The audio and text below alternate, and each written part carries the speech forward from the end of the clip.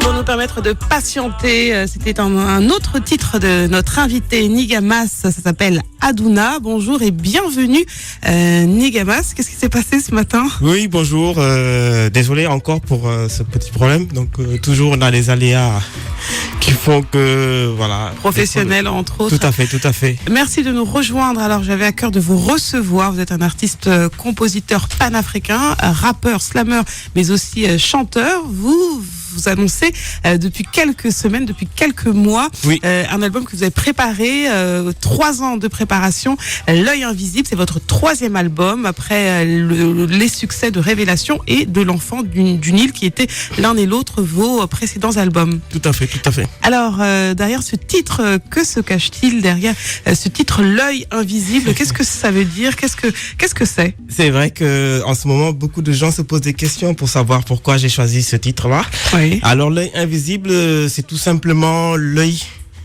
de la complétude, l'œil de la connaissance, et de l'autre côté on a l'œil du diable. Donc aujourd'hui nous vivons une époque qui est assez tragédique, c'est-à-dire qu'on a le combat entre le bien et le mal. Oui. On a 2 mondes qui ne cessent de se tirailler, c'est-à-dire le monde qui veut une Afrique debout, oui. Une Afrique consciente, un monde où beaucoup de personnes réclament de la dignité humaine, un monde où beaucoup de personnes cherchent l'élévation et la connaissance de soi. Et de l'autre côté, on a un autre monde qui essaye de détruire une civilisation qui est déjà existante. Donc c'est pour ça que j'explique, à un moment donné, il y a ce côté ésotérique qui parle d'une connaissance ancienne depuis l'Égypte antique. Oui. Et il y a ce côté philosophique qui décrypte l'actualité actuelle, c'est-à-dire les guerres, les maladies comme Ebola. Et tout cela, en fait, est instrumentalisé par une élite politique qui ne veut pas justement qu'on voit cet œil-là, justement parce qu'il est caché. Parce qu'il y a quelque chose qui est derrière, qui fait que nous ne pouvons pas accéder à certaines informations qui sont cachées au grand public, certaines instrumentalisations qui sont faites en Afrique, c'est-à-dire des lobbies qui viennent piller nos ressources. Et de l'autre côté, on a toujours certaines personnes qui nous font croire que c'est la malédiction qui est tombée sur le peuple africain. Alors vous vous revendiquez comme un artiste panafricain et engagé. Qu'est-ce que ça veut dire, Nigamas? C'est du militantisme que j'ai acquis depuis très jeune, le militantisme panafricain qui se réclame de la connaissance de soi et de la dignité humaine, parce qu'on nous a fait croire pendant des années qu'il y a une histoire qui est valable pour un certain nombre de populations, c'est-à-dire une histoire qui est écrite et qui est servie pour notre peuple. Oui. Et derrière, quand on fait certaines recherches, on se rend compte qu'il y a une histoire authentique de l'Afrique qui a été souvent cachée. Et à chaque fois qu'on a des personnes qui veulent transmettre les vraies connaissances et qui veulent redonner cette dignité au peuple africain, on a toujours d'autres qui essaient d'étouffer. Quand il y a des chefs d'État qui, en Afrique, veulent partager les richesses, parce que nous avons... on le dit souvent, on a beaucoup de pétrole, de gaz, d'uranium, du manganèse, beaucoup de richesses qui nous permettent notre propre élévation. Et à chaque fois qu'il y a des dirigeants qui veulent partager ces ressources, comme par hasard, on tombe sur des coups d'État, des assassinats. Oui. Et à chaque fois, c'est sur le dos d'un frère africain, soi-disant, qui était le traître et qui a commis ces actes barbares. Alors, le retour des Africains à leurs origines est un de vos sujets de prédilection. En tant qu'artiste panafricain, vous dites que votre rôle est d'éduquer et surtout, vous dites qu'il est important de savoir qui on est pour savoir où on va. Donc, c'est important pour vous, l'éducation et d'apprendre son histoire en tant qu'Africain. Tout à fait, parce que aujourd'hui, à chaque fois qu'on nous fait croire que nous sommes notre propre ennemi, on ne va rien C'est construire. une pensée qui se répand également enfin, ces Africains également qui disent souvent, qui parlent d'eux de façon négative ou Tout à fait. tout le temps, on s'en rend pas compte, mais ce sont des petites choses que l'on fait au quotidien, de se dire oui, nous on est Africains, non mais les Africains, l'afro-pessimisme en gros. Tout à fait, ça rejoint cette idée-là. Et à chaque fois qu'on croit qu'on arrive à rien faire, Oui, on ne fera rien du tout. Et à chaque fois qu'on nous ferait croire que le peuple africain ne peut pas se réveiller, ça crée une sorte de psychose au niveau intellectuel oui. qui affaiblit justement notre pouvoir et notre pouvoir d'agir. Et si on regarde tous les pays qui actuellement se développent, c'est parce qu'ils se sont appropriés leur propre héritage ancestral, ils se sont identifiés à leur civilisation et ils ont la connaissance de soi. C'est l'exemple de la Chine Oui. et de l'Inde et d'autres pays même. Mais si, oui, Ça veut dire que vous, personnellement, vous avez fait beaucoup de recherches sur votre histoire. Vous savez qui vous êtes, Nigamas, en Alors, tant qu'Africain. j'ai le privilège Ouais. d'être, en tout cas, d'avoir grandi au Sénégal Oui. et entouré, en tout cas, d'une famille qui a toujours voulu être authentique au niveau de la connaissance de soi. Et j'étais toujours entouré de ce qu'on appelle des griots, Oui. dans le sens positif. Et ces griots nous ont transmis notre propre héritage ancestral et la connaissance de soi. Et à partir du moment où j'ai rejoint l'Europe, parce Oui. que bon, j'ai rejoint la France pour poursuivre mes études À supérieures quel moment? en 2000. D'accord. Donc moi je suis arrivé et j'étais complètement agacé et surpris de voir que un certain nombre de personnes ne connaissent pas leur histoire. Oui. Et à chaque fois que j'allumais la télé, je voyais des images de l'Afrique qui ne reflètent pas l'Afrique. Et à chaque fois je me dis mais il y a un problème. En fouillant les programmes scolaires des Oui. jeunes, Oui. c'est pareil, c'est toujours le même processus qui vient, c'est-à-dire on enseigne une histoire de l'Afrique qui n'a jamais existé, sur la prétendue vente des Africains aux Antillais, sur l'histoire de la colonisation, de la traite négrière, et jamais on nous montre en fait la véritable histoire de l'Afrique. Et ça, on nous l'avait enseigné bien avant qu'on arrive en France.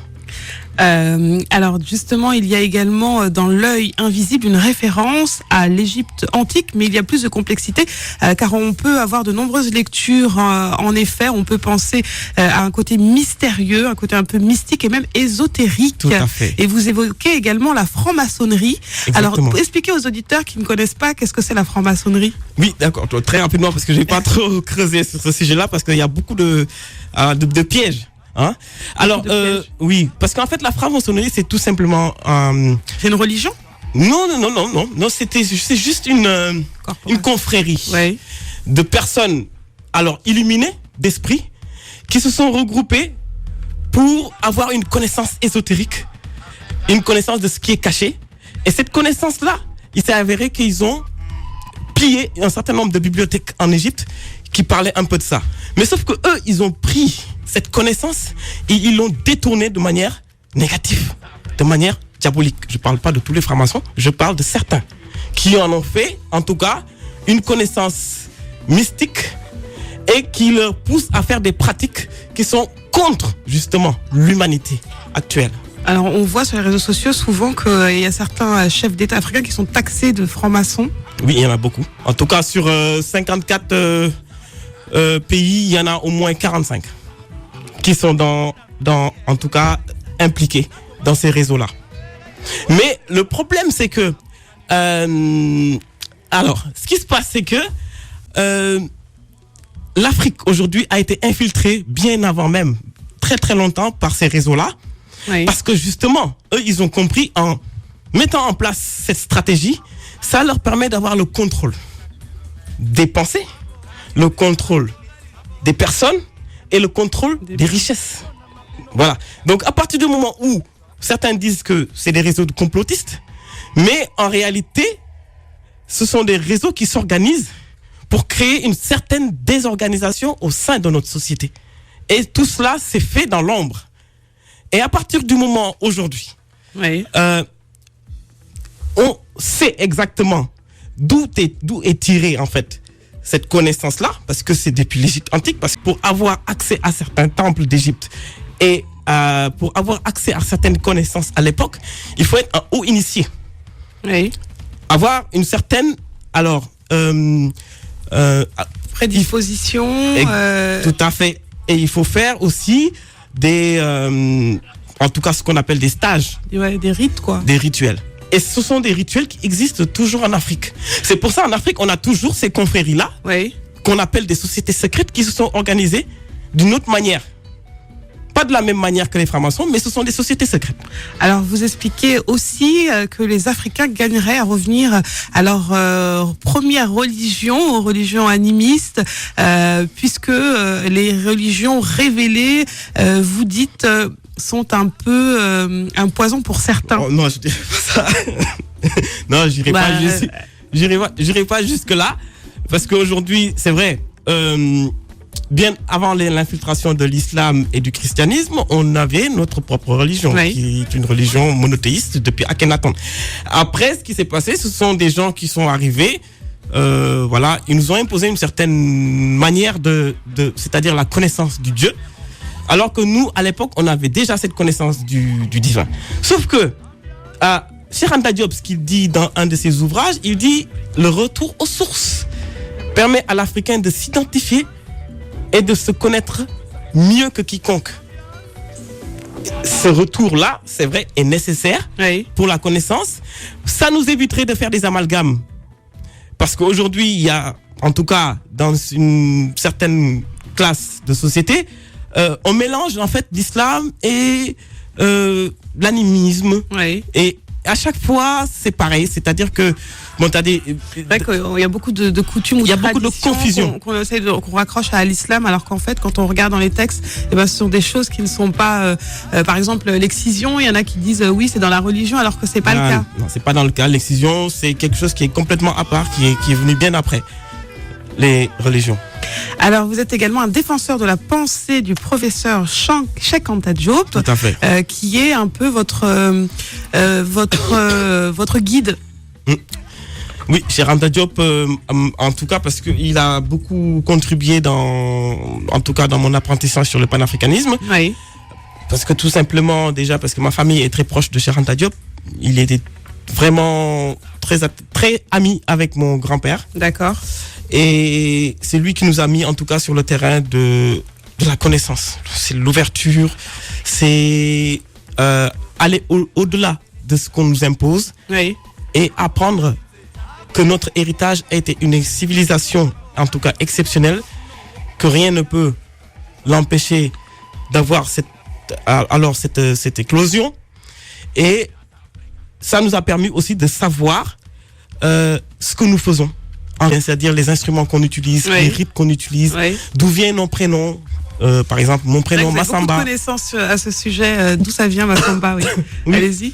Oui, non, mais moi je vais pas m'auto-glorifier, mais certains disent que c'est celui qui est Massamba, c'est celui qui est juste de parole en tout cas. Oui. Celui qui a parce que ça veut dire équité, justice. Et si tu vas au Congo, tu vas voir des Massamba. Donc c'est ceux qui en tout cas sont ces personnes-là qui portent la parole juste et qui essayent d'équilibrer les pensées. Aïssata, ça vient d'où? Aïssata, c'est un grand nom. Même, je disais tout à l'heure avant de venir, Aïssata, Isis, à partir du moment où je viens voir la grande déesse Isis, ici à tout, où je viens voir la grande déesse Isis, ici à tout. C'est vraiment quelque chose d'honorable. Je vais aller faire des recherches. Des recherches justement, puisque vous revenez dernièrement de voyage en Égypte. Vous étiez notamment sur le plateau de Gizeh. Tout à fait. Pour quelles raisons? Beaucoup de raisons. Il y a une raison que si je le dis maintenant, ça a cassé toute ma stratégie de com. La deuxième raison, c'est que je suis parti tourner des images. Oui. Et j'ai été présenté à des gens qui font des festivals, notamment le festival de Caire et le festival des Pyramides, et de pouvoir participer aux prochaines éditions. Donc j'ai tourné des images et j'ai rencontré des personnes qui ont été en admiration par rapport au travail que je fais. Oui. Et donc ça m'a permis d'avoir une certaine ouverture pour pouvoir participer au projet des enfants du Nil. Quand je dis des enfants du Nil, c'est parce que aujourd'hui il y a une lignée des gens qui cherchent en tout cas à refaire revivre ce patrimoine culturel d'Égypte en y associant des gens qui font ce travail-là, que ce soit au niveau de l'art et que ce soit au niveau de la lecture, de toutes les disciplines culturelles. Alors j'ai vu une vidéo qui m'a un peu surprise. Vous étiez au Sénégal dernièrement et il y a une petite vidéo intitulée Nigamas candidat aux prochaines élections présidentielles. Alors est-ce que c'était histoire de faire le buzz, histoire d'enfumer également les parleurs, les beaux parleurs?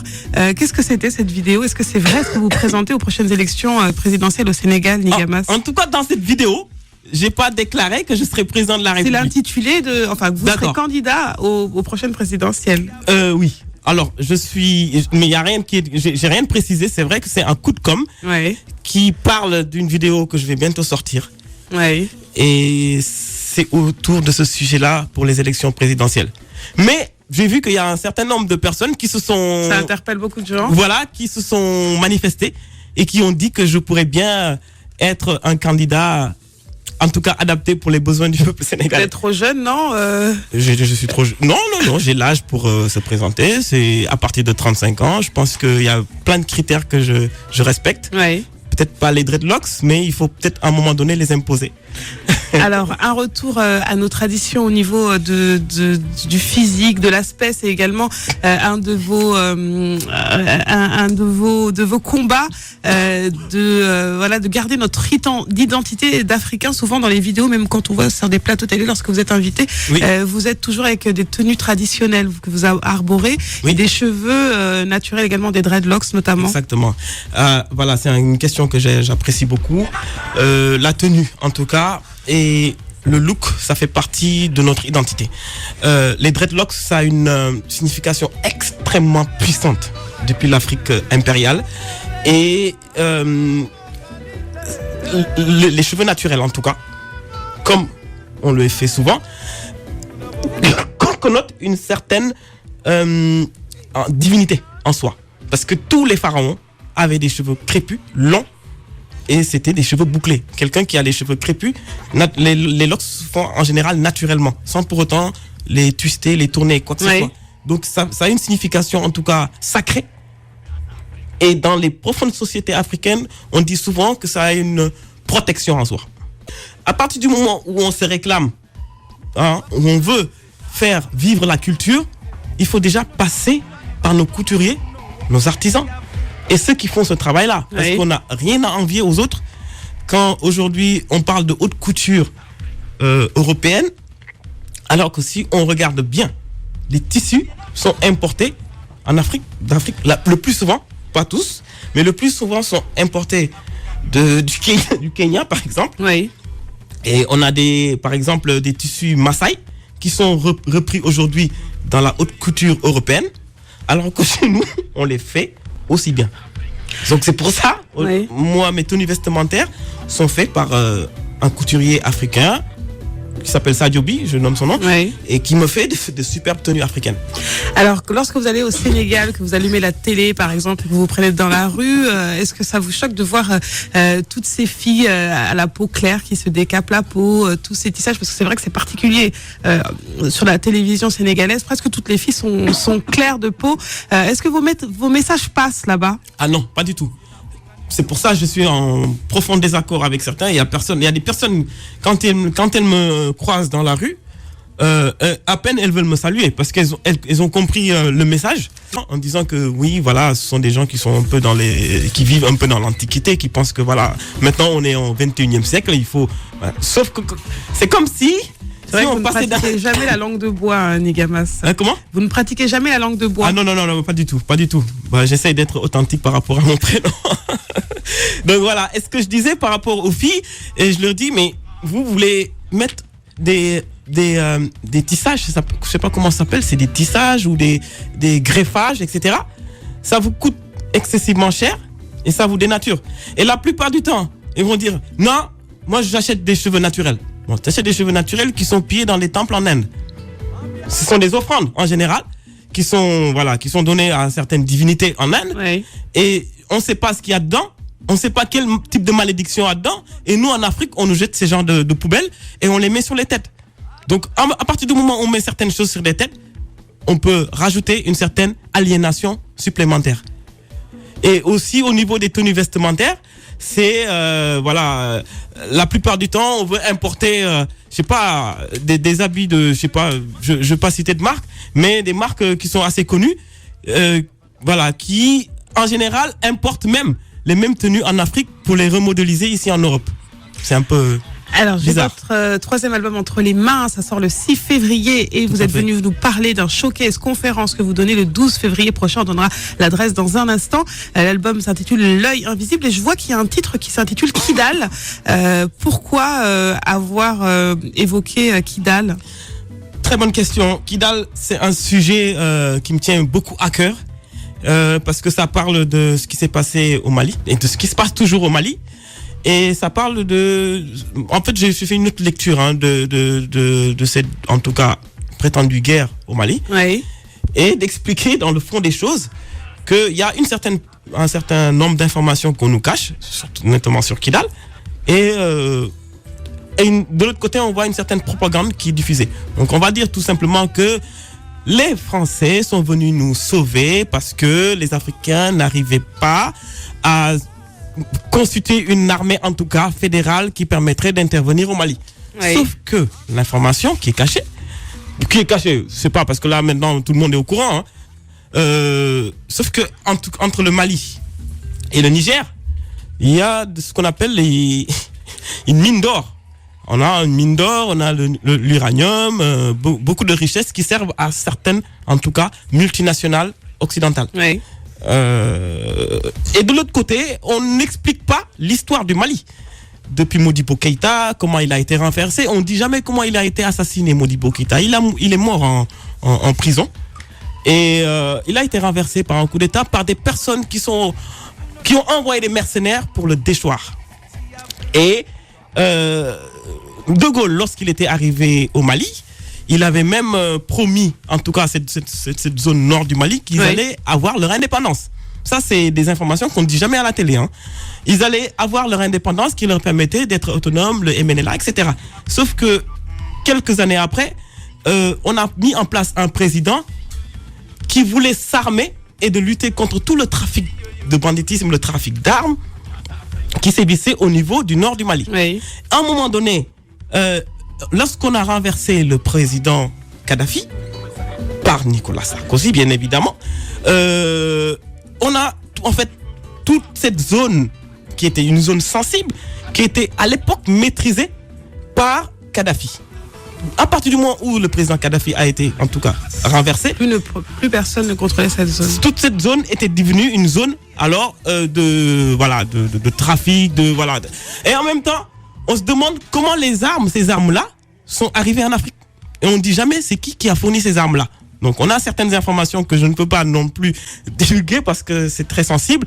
Et après on voit le nord du Mali du jour au lendemain qui a été occupé par des gens qui sont venus de je ne sais pas où, Oui. de plusieurs côtés de l'Afrique et qui voulaient avancer jusqu'à Bamako.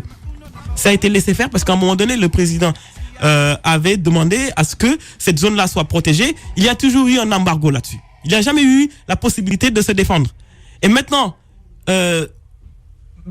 l'État français voulait jouer au sapeur-pompier, mais c'était trop tard. C'était encore une stratégie pour pouvoir contrôler cette zone-là. Parce qu'à l'autre côté, il y a des Américains qui se sont installés avec leur base militaire. Donc c'est extrêmement géopolitique complexe. Alors je suppose qu'avec le discours que vous avez et tous ces engagements, vous n'avez pas que des amis. Ça va, ça se passe bien, vous n'avez pas trop de détracteurs, Nigamas? Ah ben écoutez, beaucoup d'ennemis qui essaient de déstabiliser et de m'intimider par rapport à mon combat.